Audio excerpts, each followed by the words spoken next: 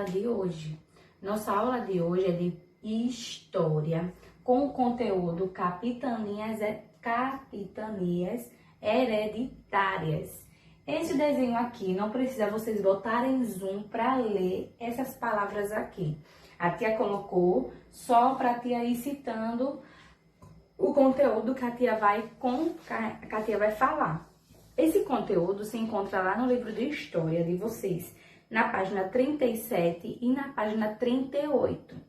Então, Capitanias Hereditárias. Dom João III, em 1534, decidiu adotar o regime de capitanias hereditárias, dividiu o Brasil em 15 lotes. Portugal, já havia descoberto o Brasil. Como ele não tinha como administrar o Brasil, sozinho, o que ele fez? Ele dividiu o Brasil em 15 lotes, doados a 12 donatários. Ele dividiu esses 15 lotes e ele deu a 12 donatários. No caso, a 12 pessoas escolhidas entre pessoas importantes. Então, Portugal dividiu o Brasil em 15 lotes e, como ele não tinha como administrar sozinho, ele disse, tive uma ideia, vou dividir em 15 lotes e vou dar a 12 pessoas. Mas essas 12 pessoas não eram as pessoas qualquer. Não era aquela pessoa que estivesse ali morando na rua que ele ia dar essas terras. Não. Ele ia dar essas terras às pessoas mais importantes, certo?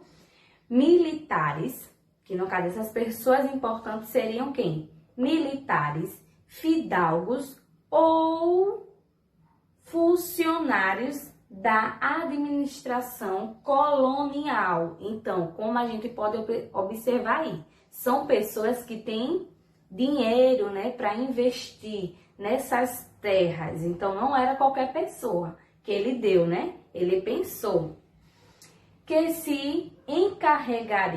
essas pessoas se encarregariam de garantir a posse das terras e explorá-las, pagando a Portugal parte dos lucros obtidos. Então, essas pessoas que ganharam essas terras, elas teriam, além de ganhar, ela não só ganhava e era dela e ponto final, não. Elas ganharam essa terra, mas tinham que investir também nessas terras. No caso, fazer plantações, cuidar dessas terras para que os índios e as outras pessoas não viessem tomar essa terra de Portugal, que é deles também. E elas tinham que pagar um aluguel a Portugal dessas terras. Além de Portugal dar, elas teriam que pagar a Portugal, como se fosse uma casa alugada. Quando a gente está morando numa casa alugada, a gente mora dentro daquela casa, é da gente, entre aspas, porque a gente está ali, a gente está morando, está cuidando daquela casa, está morando porque também a gente não tem uma casa própria, Muitas pessoas não têm a casa própria, estão naquela casa alugada. Mas todo mês ela tem que pagar o aluguel daquela casa. A mesma coisa era as terras. Aqui embaixo tem dizendo, encarregariam de garantir a posse das terras, essas pessoas. E explorá-las. Quase que a tia não fala. Tinha que explorá-las, pagando a Portugal parte dos lucros obtidos. Então, no caso, esses 15 lotes, as pessoas que ganharam essas terras, elas ganharam.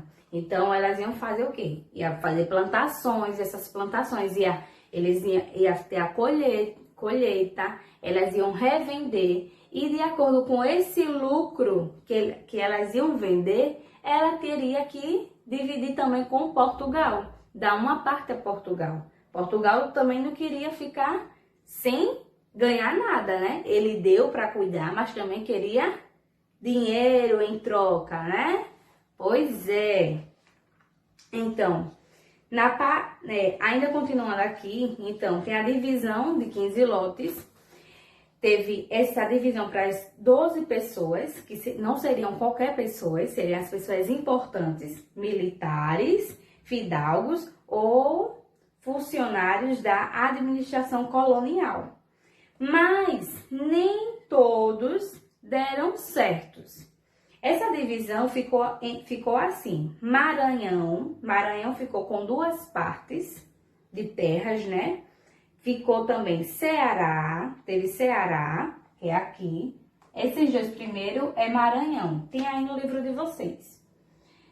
O terceiro é Ceará, teve Rio Grande, Itamaracá, Pernambuco, Bahia de Todos os Santos, Ilhéus, Porto Seguro, Espírito Santo, São Tomé, São Vicente, Santo Amaro, São Vicente de Martim.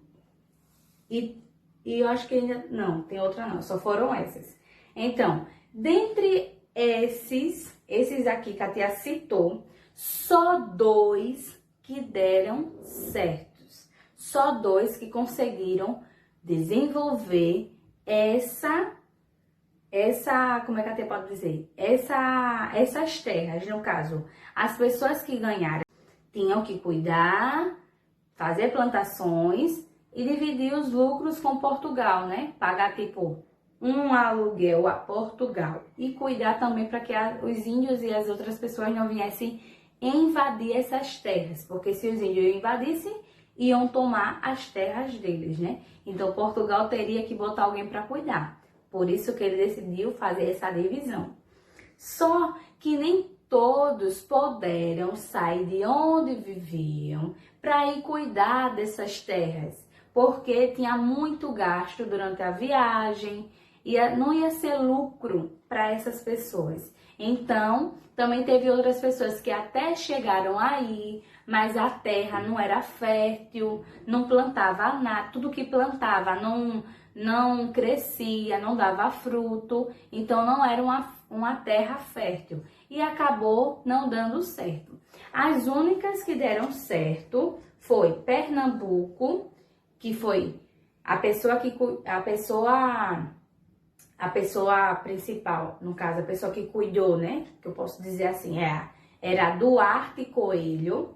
E o outro foi São Vicente, na cidade de São Vicente, que foi a pessoa Martim Afonso de Souza. Aí já na página 38, tem a continuação dessa história.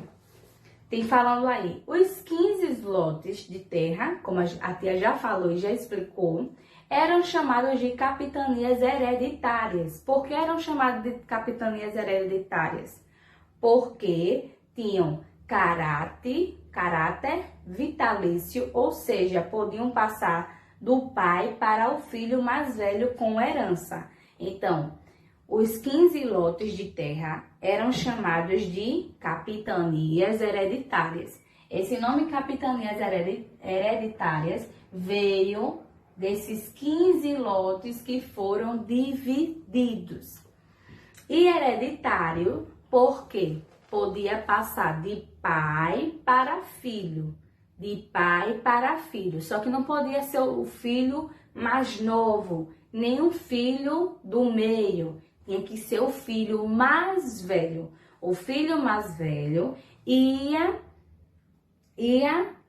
ter posse dessas terras, certo? No caso, se o pai viesse a falecer. Aí mais embaixo tem, porém, o sistema de capitanias hereditárias não deu bons resultados, como a tia falou. Nem todos que ganharam essas terras conseguiram administrar, né? Não deu bons resultados. Muitos donatários não se interessaram pelas terras que receberam, porque tinha que ter esse deslocamento, né? E outros não tinham recursos suficientes para colonizar suas capitanias. outros não tinham lucros, né, suficiente para colonizar essas capitanias. No caso, era dinheiro. Aí tem aí suas capitanias que sofriam ataques dos indígenas e dos franceses. Então, ele fez essa divisão porque os índios e os franceses poderiam atacar, né, e tomar essas terras de quem? De Portugal. Cadê?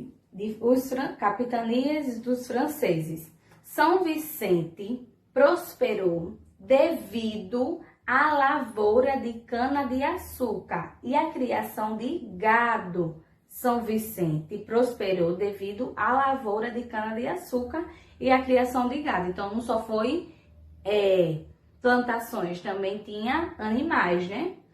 Pernambuco desenvolveu-se em razão do cultivo de cana-de-açúcar, que encontrou na região boas condições para o seu desenvolvimento. Então, só foram esses dois que deu bons resultados, não é? E as outras, Portugal acabou se desfazendo, desmanchou tudo isso, como só dois deu certo, né?